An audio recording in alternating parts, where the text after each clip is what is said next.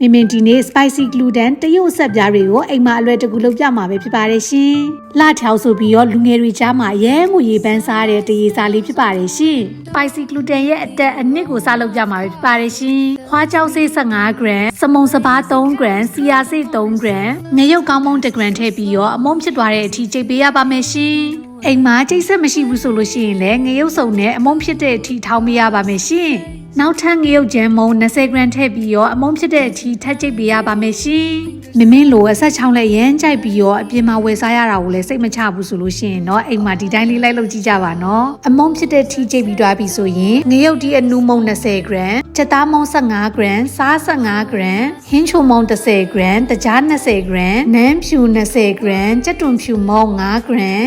ငါးမျိုးမဆလာမုံ3 gram ထည့်ပြီးတော့တမအောင်မွေပေးရပါမယ်ရှင်။အချိုအငံဆက်ကိုတော့မိမိကြိုက်နေတဲ့အတိုင်းချိန်ဆပြီးထည့်လို့ရပါတယ်ရှင်။မြေပဲစီ350 gram ထည့်ပြီးတော့စီကိုအနက်လေးမွေရအောင်လို့ဂျင်းကြက်တွန်နီကြက်တွန်မိတ်ကြက်ဘိုးခောက်နနက်ပွင့်ကရဝေရွက်အနေငယ်ထည့်ပြီးတော့ကြက်တွန်နီကိုရွှေဝါရောင်ပြောင်းသွားတဲ့အထိပုံမှန်မီးလေးနဲ့ကြော်ပေးရပါမယ်ရှင်။စီးနဲ့လေးလည်းရမ်းမွေးလာပြီဆိုတော့အစာပလာတွေကိုအကုန်လုံးဖဲ့ပေးရပါမယ်။အမွေးစီရိမ့်မပူတော့တဲ့အချိန်ကြာလို့ရှိရင်ခုနကကြိုပြီးပြင်ဆင်ထားတဲ့မလာအမုံကိုထည့်ကြော်လိုက်လို့ရပါပြီရှင်။မင်ကဈေးမှာလွယ်တကူဝယ်လို့ရတဲ့အသားတူပဲပြားချောင်းနဲ့ပဲပြားလိတ်ကိုရေနွေးနဲ့3 မိနစ်ခန့်စိမ်လိုက်ပါတယ်ရှင်။ကြော်ဟားတဲ့ဝါဝူကြာစံကိုတော့ရေနွေးနဲ့10 မိနစ်ပဲစိမ်ရင်ရပါပြီရှင်။အချိန်ပြည့်သွားရင်ရေတွေကိုခြောက်သွားတဲ့အထိစစ်ထုတ်ပေးရပါမယ်ရှင်။ချိုပြီးရောပြုလုပ်ထားတဲ့မလာအနစ်ကိုလောင်းထည့်ပြီးတမအောင်မွေပေးလိုက်မယ်ဆိုလို့ရှိရင်တော့အိမ်မာရင်အရန်ကိုစားကောင်းပြီးဓာတုပစ္စည်းလုံးဝမပါဝင်တဲ့ spicy gluten လေးရရှိသွားပါပြီရှင်